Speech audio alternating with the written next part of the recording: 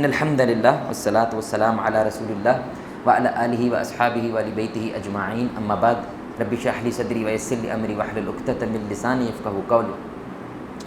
آخری زمانہ اس عنوان سے ہمارا ایک استوار دروس کا سلسلہ جاری ہے، جہاں پہ ہم ان نشانیوں کا ذکر کر رہے ہیں جو ہمارے نبی صلی اللہ علیہ وسلم نے ہم تک پہنچائیں کہ جب تم ان کا ظہور ہوتے ہوئے دیکھو تو جان لو کہ قیامت جو ہے وہ کیا ہے، وہ قریب سے قریب تر ہو رہی ہے، جان لو کہ تباہی جو ہے وہ قریب سے قریب ہو رہی ہے۔ تو اس کی آج قسط نمبر ذری بات ہے 11 ہے، جس کے اندر پہلی حدیث ہمارے نبی صلی اللہ علیہ وسلم کا ارشاد ہے کہ وقت کے اندر جو برکت ہے وہ ختم ہو جائے گی۔ ابو ہریرہ رضی اللہ تعالیٰ عنہ حدیث کے راوی ہیں، رسول اللہ صلی اللہ علیہ وسلم نے ارشاد فرمایا کہ قیامت اس وقت تک نہیں آئے گی جب تک وقت وہ سکڑ نہ جائے۔ اور سکڑنے کا مطلب کیا ہے کہ سال جو ہے وہ مہینے کی طرح لگے گا، مہینہ جو ہے وہ ہفتے کی طرح لگے گا، ہفتہ جو ہے وہ دن کی طرح لگے گا، دن جو ہے وہ گھنٹے کی طرح لگے گا، اور گھنٹہ ایسے گزرے گا جیسے پلک جھپکنا جتنا وقت لگتا ہے، ایسے جو ہے نا وہ گھنٹہ بھی وہ گزر جائے گا۔ تو علماء نے ان کی 3 توجیحات کی ہیں، 3 ایکسپلینیشن کی ہیں۔ سب سے بڑی، سب سے بنیادی جو کہ عام بات ہے وہ کیا ہے، برکت جو ہے وقت کے اندر سے وہ ختم ہو جائے گی۔ برکت کا معنی کیا ہوتا ہے کہ تھوڑے وقت کے اندر آپ زیادہ فائدہ حاصل کر لیتے ہیں، تھوڑے پیسے سے زیادہ فائدہ حاصل کر لینا، تو یہ جو چیز ہے یہ وقت کے اندر سے ختم ہو جائے گی۔ واللہ العظیم آپ ہمارے نبی صلی اللہ علیہ وسلم پہ کروڑوں رحمتیں نازل، توڑوں دعائیں کیے بنا رہ نہیں پاتے۔ جب آپ اس چیز کا اندازہ لگاتے ہیں 2 بچے نہیں پل رہے ہم سے، لیکن ہمارے نبی نے 23 سال کے اندر ایک پورے کے پورے علاقے کی کایا پلٹ کے رکھ دی تھی، سبحان اللہ۔ اور صرف انقلاب نہیں لائے تھے، کھاتے کیسے ہیں یہ بھی بتایا تھا، چلتے کیسے یہ بھی بتایا تھا، لیٹرین کیسے استعمال کرنی ہے، سبحان اللہ، یہاں تک ہمارے نبی نے تبدیلی پیدا کر دی تھی۔ صرف کتنے وقت میں؟ صرف 23 سال کے اندر، سبحان اللہ۔ یہ کوئی چھوٹا معجزہ، تو وقت کی برکت دیکھیں۔ کوئی موبائل نہیں ہے، کوئی انٹرنیٹ نہیں ہے، کوئی ٹرانسپورٹیشن نہیں ہے، کوئی یہ ایج انفارمیشن ٹیکنالوجی کا دور نہیں ہے، کچھ نہیں ہے ہمارے نبی صلی اللہ علیہ وسلم کے پاس۔ اور اکثر کیا ہے، وہ غریب بھی ہیں، پھر پیسہ بھی نہیں ہے، سبحان اللہ، لیکن اس کے باوجود تھوڑے سے وقت کے اندر ہمارے نبی صلی اللہ علیہ وسلم نے اتنا بڑا جو ہے انقلاب وہ برپا کیا۔ اس لیے امام حجر عسقلانی، آج سے سینکڑوں سال پہلے آنے والے ایک شخص، وہ کیا کہتے ہیں، یہ تو ہم نے اپنے دور میں دیکھ لیا ہے کہ وقت اب اتنی تیزی سے گزرنے لگا جیسے پہلے زمانے میں نہیں گزرتا تھا، سبحان اللہ۔ یہاں تک کہ امام ابن تیمیہ رحمہ اللہ فجر کے وقت انہوں نے نماز ادا کی تو ان سے کسی نے سوال کیا عرش کے متعلق، اور کافی زیادہ سوالات کیے، تو انہوں نے گھر آئے اور اس کے اوپر رسالہ لکھا، سبحان اللہ۔ اس وقت رسالہ لکھنا بھی ٹائپنگ کرنا نہیں ہے بھائی، قلم دوات کے ساتھ آپ نے یہ سب کچھ کرنا ہے۔ رسالہ لکھا جو اب مدینہ یونیورسٹی کے اندر 1 سال میں پڑھایا جاتا ہے، سبحان اللہ۔ تھوڑا تھوڑا کر کے 1 سال کے اندر جو چیز پڑھائی جاتی ہے وہ انہوں نے کب لکھی میرے بھائی؟ فجر کے وقت سوال ہوا ہے، ظہر تک لکھ کے دے دی، سبحان اللہ۔ تو برکت کتنی زیادہ ہے کہ اتنے سے وقت کی بنیاد کے اوپر آج کے لوگ اس کو 1 سال کے اندر پڑھتے ہیں، سبحان اللہ۔ تو یہ وقت کے اندر جو برکت ہے یہ کیا ہو جائے گی؟ ختم ہو جائے گی۔ یہ قیامت کی ایک نشانی ہے۔ دوسرا، ظاہری سی بات ہے، ایک جگہ سے دوسری جگہ جانے میں جو وقت لگتا تھا وہ بھی کیا ہوگا؟ سکڑ جائے گا۔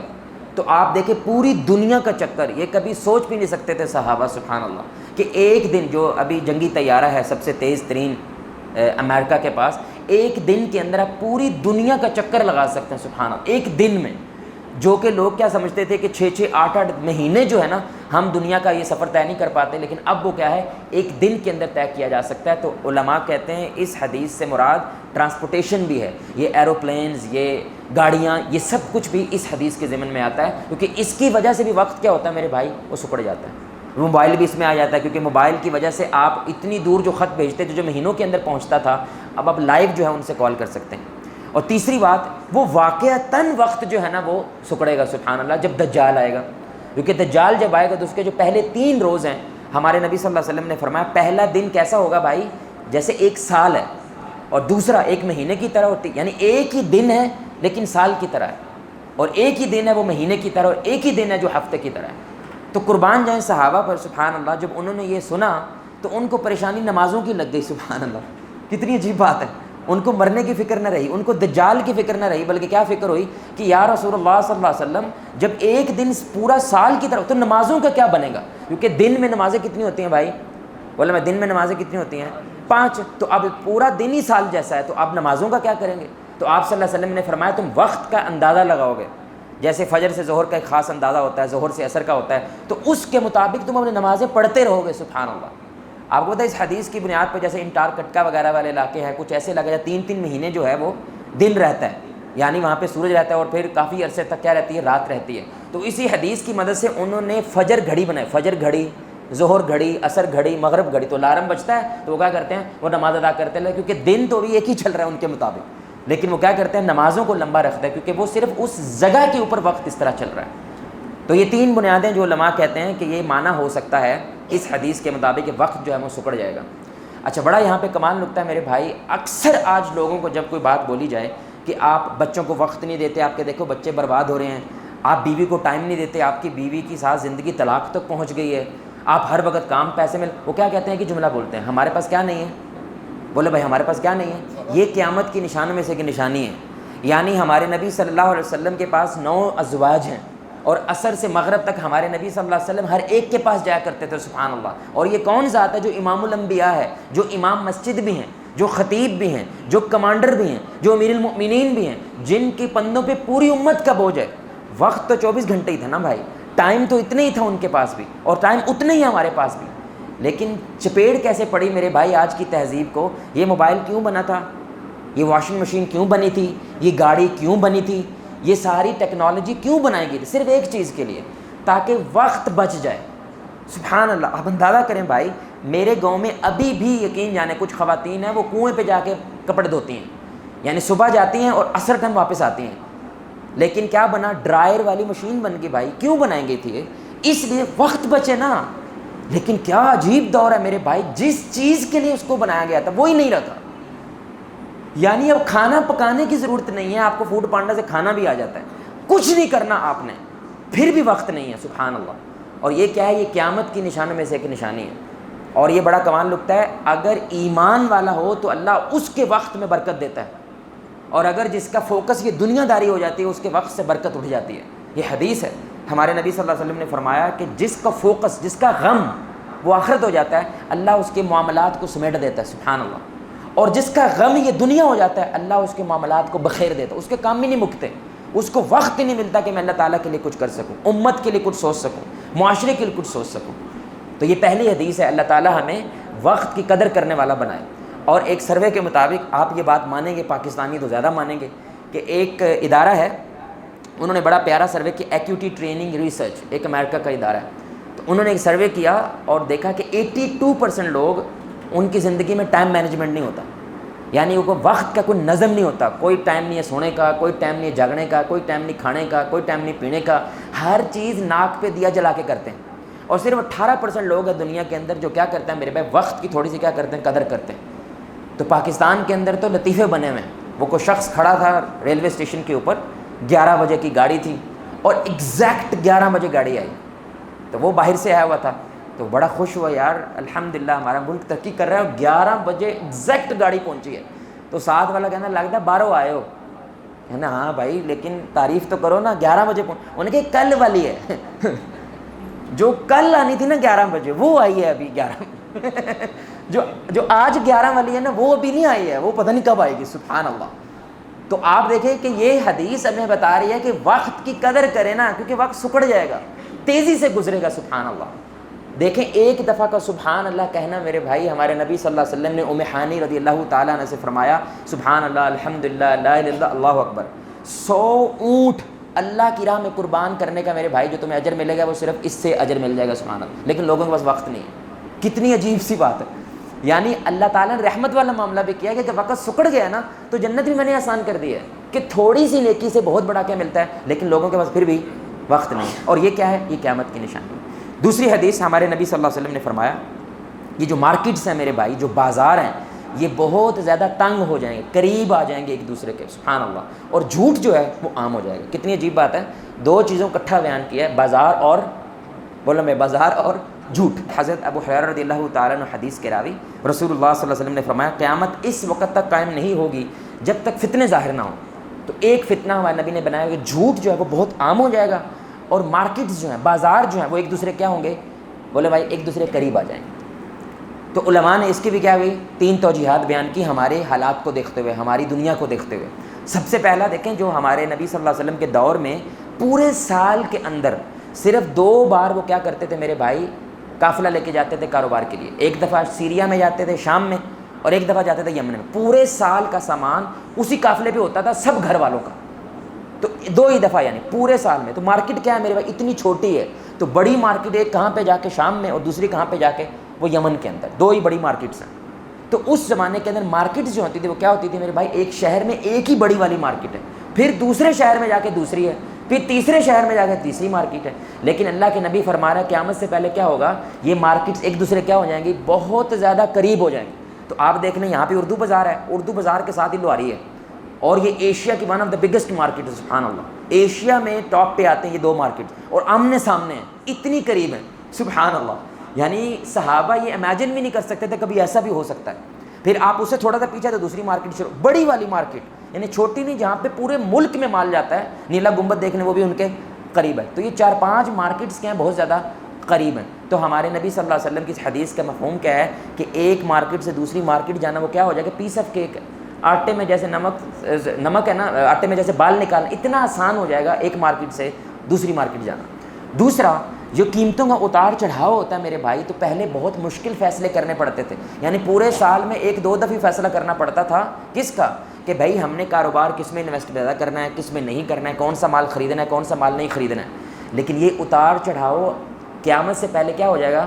وہ بڑی آسانی سے معلوم ہے. ہم تو یہاں پہ بیٹھ کے چائنا سے پتہ کر لیتے ہیں میرے بھائی وہاں پہ کیا چل رہا ہے. چائنا وہاں پہ بیٹھے بیٹھے سعودی عرب سے پتہ کر لیتا ہے کہ تیل کا کیا چل رہا ہے, ہم نے کتنا تیل لینا, کتنا نہیں لینا, کتنا آئل لینا, کتنا نہیں آئل لینا ہے. تو مارکیٹ کے ساتھ ہونے کا ایک مطلب کیا ہے میرے بھائی کہ قیمتوں کے اتار چڑھاؤ کی بنیاد پہ فیصلہ کرنا کیا ہو جائے گا؟ یہ بہت زیادہ آسان ہو جائے گا. پیسے کی جو فراوانی ہے وہ بہت زیادہ عام ہو جائے گی. اور تیسرا وہ یقیناً وہ کیا ہے کہ قیمتیں ایک جیسے ہونا شروع ہو جائیں گی.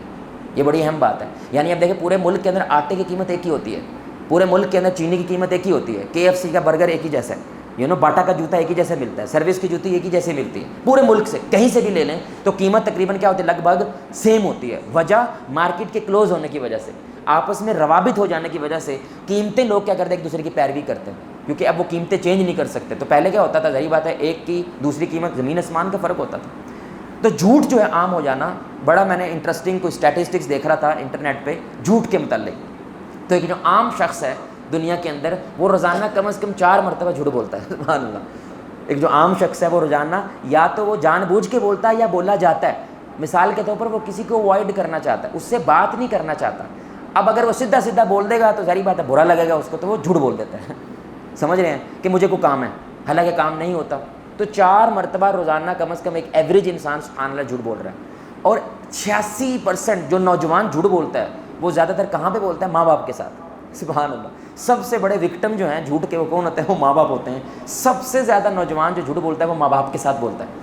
اور ایک اور سروے ہوا کہ 60% لوگ سبحان اللہ دنیا کے اندر وہ کہتے ہیں کہ جھوٹ ہماری عادت بن گیا ہے. یعنی مذاق میں بھی اب جھوٹ بول دیتے ہیں, ایویں جگت مار دیتے ہیں, ایویں پرینک کر دیتے ہیں. یعنی اب یہ عام بات ہو گئی ہے. میں سیلز مین ہی کر چکا ہوں, آپ یقین کریں. ہمارے جو ساتھ سیلز مین ہوتے تھے وہ کہتے تھے جواز صاحب جھوٹ بولے بغیر کسٹمر مطمئن نہیں ہوتا. یہ کھوچل بڑا ہو گیا ہے, یہ بڑا سیاڑا ہو گیا ہے. اب اگر جھوٹ نہ بولے نا, یہ مانتے ہی نہیں ہیں, تو جھوٹ کے بغیر نہیں بیچ سکتے. یقین کریں ایسے جملہ بولتے تھے جیسے سچ پہ ایمان ہونا چاہیے نا, ان کا جھوٹ پہ ہو گیا. یعنی چیلنج کرتے ہیں آپ کو. تو ہاوسا تسی کرتے ہو گلاں, تانوں آندے نے تقریراں. جب تسی مارکیٹ جاؤ گے نا پھر پتہ چلے گا. یعنی چیلنج کرتے ہیں آپ کو سچ بول کے دکھا. سبحان اللہ, کتنی عجیب بات ہے. اور یقین جانے جب ایسی حدیثیں پڑھ رہے ہوتے ہیں نا, وہ کہنا ٹھیک ہے صاحب یقین جانے اللہ تعالیٰ سانو ہدایت دے, لیکن یہ کام ہے گا مشکل جو یہ ہونا کوئی نہیں. انا للہ و انا الیہ. اور یہی تو قیامت کی نشانی ہے, کیونکہ مشکل ہو جائے گا, سچ بولنا مشکل ہو جائے گا اور جھوٹ بولنا. اس لیے ہمارے نبی صلی اللہ علیہ وسلم نے فرمایا کہ اللہ کو سب سے پسندیدہ جگہ مسجدیں لگتی ہیں اور سب سے ناپسندیدہ جگہ بازار لگتے ہیں. کیوں؟ بازار میں جھوٹ بولا جاتا ہے, بہت زیادہ بےمانی بہت زیادہ ہوتی ہے, دھوکہ دیا جاتا ہے, مال کی وجہ سے اللہ کو چھوڑا جاتا ہے, اللہ کے ذکر کو چھوڑا ہے. اس لیے اللہ کو وہ جگہ اچھی نہیں لگتی. اس کا یہ مطلب نہیں کاروبار کرنا اچھا نہیں ہے. آخری حدیث میرے بھائی پھر اپنی بات ختم کرتے ہیں. وہ کیا ہے کہ ہمارے نبی صلی اللہ علیہ وسلم نے فرمایا کہ عورتیں جو ہیں وہ مردوں سے زیادہ ہو جائیں گی. سبحان اللہ, عجیب حدیث کہ عورتیں مردوں سے زیادہ ہو جائیں گی. یہ حدیث ہے انس بن مالک رضی اللہ تعالیٰ حدیث کے راوی. رسول اللہ صلی اللہ علیہ وسلم نے فرمایا قیامت اس وقت تک قائم نہیں ہوگی جب تک ایک مرد 50 عورتوں کے لیے نہ ہو جائے. سبحان اللہ. یعنی 50 عورتوں کے لیے کیا ہوگا؟ صرف ایک مرد ہوگا. اور دوسری حدیث کے اندر آپ نے ارشاد فرمایا کہ عورتوں کی تعداد کیا ہوگی؟ زیادہ ہو جائے گی, اور مردوں کی تعداد کیا ہوگی؟ کم ہو جائے گی. سبحان اللہ. تو اس کی علماء نے کچھ وجوہات بیان کی. یعنی مردانگی, مین ہوڈ یہ ختم ہو جائے گی دنیا سے. اور زنانہ چیز بچے گی پیچھے، عورتیں پیچھے رہ جائیں گی. سبحان اللہ. کیسے؟ سب سے بڑی وجہ جنگیں، کیونکہ جنگ کے اندر زیادہ کون مرتا ہے بھائی؟ بولو بھائی، جنگ کے اندر زیادہ کون مرتا ہے؟ مرد مرتا ہے. دوسری وجہ خودکشیاں ہیں. دنیا میں سب سے زیادہ خودکشیاں کرنے والے کون ہوتے ہیں؟ مرد، کیونکہ اس کے اوپر فیملی کا پریشر ہوتا ہے کہ اس نے کمانا ہے، سب کچھ کرنا ہے. عورت کے ساتھ ویسا پریشر نہیں ہوتا. ابھی بھی 8 لاکھ سے زائد مرد جو ہیں وہ دنیا میں کیا کرتے ہیں؟ خودکشی کرتے ہیں سال میں، پوری دنیا کے اندر. تو ان میں سے میجورٹی ہے مرد. پھر نشہ زیادہ کون کرتا ہے میرے بھائی؟ یہ کون کرتے ہیں؟ مرد کرتے ہیں. وہی کہ ان ذمہ داریوں سے بھاگنے کے لیے ان کے پاس کوئی چارہ نہیں ہوتا تو وہ پینا شروع کر دیتے ہیں، وہ سوٹے لگانا شروع کر دیتے ہیں. ظاہر بات ہے اس کی وجہ سے بھی وہ مرتے ہیں. دنیا میں سب سے زیادہ ہارٹ اٹیک وہ عورت کے نہیں ہوتے، وہ مرد کو ہوتے ہیں. سبحان اللہ. عجیب بات ہے، کیونکہ وہ پریشر لیتا ہے چیزوں کا. تو علماء کہتے ہیں یہ چیزیں بڑھ جائیں گی. اور ایک بڑی وجہ کہ لوگ اپنی عورتیں بچوں کو چھوڑ کے بھاگ جائیں گے کہ ہم سے یہ نہیں سنبھالے جاتے، ہمارے پاس اتنا پیسہ نہیں ہے، ہمارے پاس اتنا مال نہیں ہے، مہنگائی بہت زیادہ ہو گئی ہے، جس کی وجہ سے عورتوں کی دیکھ بھال کرنے والا کو بچے ہی نہیں ہے. تو ابن حجر کہتے ہیں کہ 50 عورتیں ہیں خاندان کی، جس کو سنبھالنے والا جو ولی ہے وہ صرف ایک بچے گا. ایک مطلب اس حدیث کا وہ یہ ہے. دوسرا مطلب کیا ہے کہ 50 عورتیں ہیں، اب وہ ایک مرد کے پیچھے ہیں کہ ہم سے یا تو شادی کرو یا زنا کرو. ایک ہی چیز ہو سکتی ہے بھائی، یا تو ہم سے نکاح کرو یا کیا کرو، یا زنا کرو، کیونکہ جنسی خواہش کو پورا تو کرنا ہے. تو وہ ایک مرد ہے، لیکن ان کے برابر میں عورتیں کتنی ہیں میرے بھائی؟ وہ تقریباً 50 ہیں. سبحان اللہ.